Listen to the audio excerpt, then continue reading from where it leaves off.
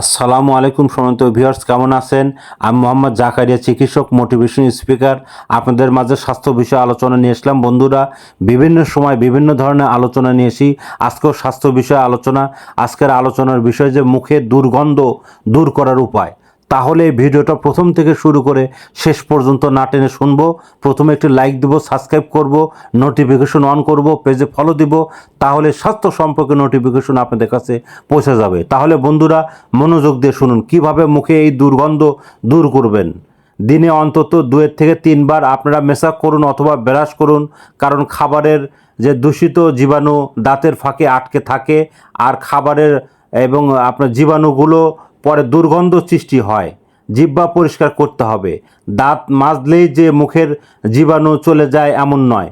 প্রতিবার দাঁত মাজার পর জিহ্বাটা পরিষ্কার করুন। ধূমপান ছাড়ুন। আপনি কি জানেন ধূমপানের কারণে মুখে মারাত্মক দুর্গন্ধ হতে পারে?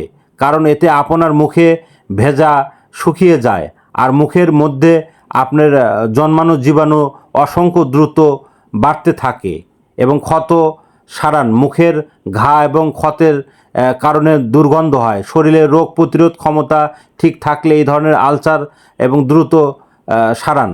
ডাক্তারের পরামর্শ নিন।